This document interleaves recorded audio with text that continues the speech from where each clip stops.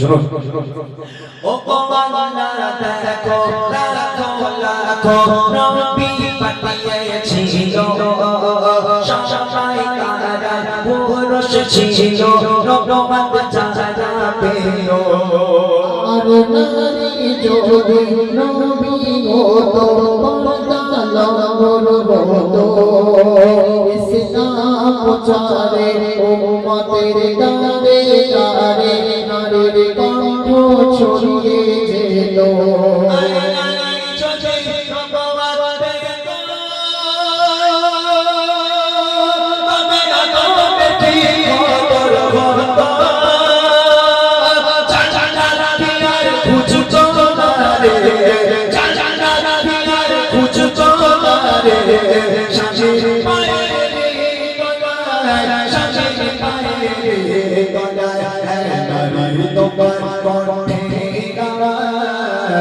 জোরে বলে নারী তোমার কণ্ঠে জোরে বলে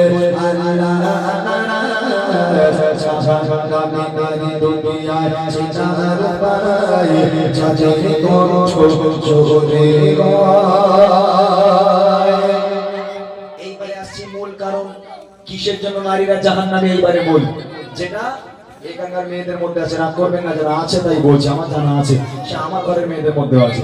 এবার কারণটা কি? এটাকে স্বামীর খিদমত। আপনারা কি মনে করছেন শুধু আপনাদের সংসারে ঝগড়া হয়? স্বামী স্ত্রী থাকলে ঝগড়া হবে। নবীর মেয়ে ফাতেমার সংসারে অশান্তি হতো। নবীর মেয়ে ফাতেমা সে তো জান্নাতের নারী, তার সঙ্গে আজকে ঝগড়া হতো, স্বামী স্ত্রী ঝগড়া হতো। আর আমরা তো কোন ক্ষেত্রে বলি ঝগড়া হবে। নবীর মেয়ে ফাতেমা আলীর সঙ্গে ঝগড়া করেছে। ফাতেমা একদিকে, হযরত আলী একদিকে, কেউ কারোর সঙ্গে কথা বলে না, তবে চুলছে না শুনি করে কি তাদের, আমাদের মতো চুলছে না শুনি করে নাকি, তাদের ঝগড়া মিষ্টি ঝগড়া, তাই না?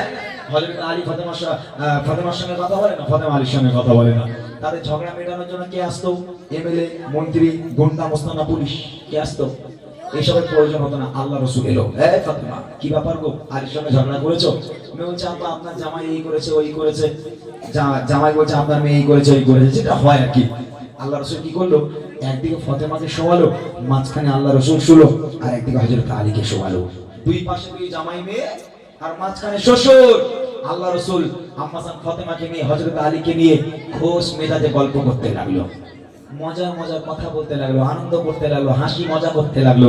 গল্প করতে করতে, হাসতে হাসতে, মজা করতে করতে এক পর্যায়ে গিয়ে হযরতে আলী আর হযরতে ফাতেমার মিলন হয়ে যেত।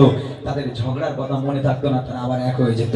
এটাই ছিল আল্লাহ রাসূলের আদর্শ। আর আমার ঘরে শ্বশুর, হ্যাঁ, যদি স্বামী একটা বউরে ভুল করে চর মারে, রাগের মাথায় ফোন চলে যাবে, আব্বা তোমার জামাই আমার মেরেছে, শিগগির এসো। আমার ঘরে শ্বশুর আল্লাহ রাসূলের মতো পদ্ধতি খাটা বসব না, বলে জান্নাতের ঢোটা কুড়ুলে যাচ্ছে, দু টুকরো করতে পারতো। আমার মেয়েকে হাত দেবে, সাহস কি করে হয় না, মেয়েকে হাত দু টুকরো করে দেবো একদম, ধরে না। আমার ঘরে শ্বশুর, রাগ করবেন না। আল্লাহ রাসূল ফাতেমার ঘরে আসতো ফাতেমার সংসারকে বাঁচানোর জন্য, আর আমাদের শ্বশুর শাশুড়ি আমাদের সংসারে আসে সংসারকে তছনছ করার জন্য। খবরদার মায়েরা, আল্লাহ রাসূলের থেকে শিক্ষা নিতে হবে। কোন পদ্ধতি আল্লাহ রাসূল জামাই মেয়ের জন্য খাটিয়েছিল। কোন নারী যদি স্বামীর সামনে দাঁড়িয়ে, বলে দেই শুনে নেন, কোন নারী যদি স্বামীর সামনে দাঁড়িয়ে চোখে চোখ রেখে বলে তোমার সঙ্গে বিয়ে হয়ে আমার জীবন ধ্বংস হয়ে গেল, আল্লাহ পাক বলছে দেখে না দুনিয়ার বুকে ওই নারীটা জাহান্নামী, ও কোনোদিন আমার জান্নাত পাবে না। এরকম তো মায়েরা বলে, বলে না? বলে না? আমার কত ডাক্তার এলো, মাস্টার এলো, ইঞ্জিনিয়ার এলো দেখতে, শেষে কপালের জন্য একটা ভ্যান আলা, তোমার সঙ্গে বিয়ে আমার জীবনটা পুরো ধ্বংস হয়ে গেল, এরা বলে না? হ্যাঁ, আল্লাহ পাক বলছে দেখে না দুনিয়ার বুকে ওই নারীটা জাহান্নামী, ও কোনোদিন আমার জান্নাত পাবে না। তার কারণ ভ্যান আলার সঙ্গে বিয়ে হয়ে তোমার জীবন ধ্বংস হয়নি, ভ্যানওয়ালার বাম পাশের হাড় থেকে তোমাকে তৈরি করা হয়েছে।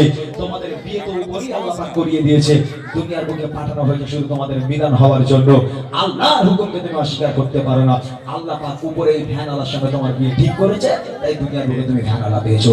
আল্লাহ শুকরিয়া আদায় করো। খবরদার মনে রাখতে হবে, আপনার জান্নাত আপনার স্বামীর পায়ের তলায়। সেই স্বামীকে সেবা করুন, আল্লাহ খুশি হবে, আল্লাহর জান্নাত অপেক্ষা থাকবে। আপনার জন্য যদি স্বামী নারাজ হয়, কোনোদিন আপনি জান্নাত পাবেন না। ভাইরা, আজকে কারোর বউ আর কোনোদিন চোখ তুলে তাকাবে না, বলে দিলাম ভাইয়া। খুশি তো? হ্যাঁ, চলো করে নিচ্ছে, শুনুন। ও বাচ্চা টানা দেগা শামে দে, টানা দেগা শামে দে, ও বয় কোন নাম নামে করে ভুলে গেছে জোনা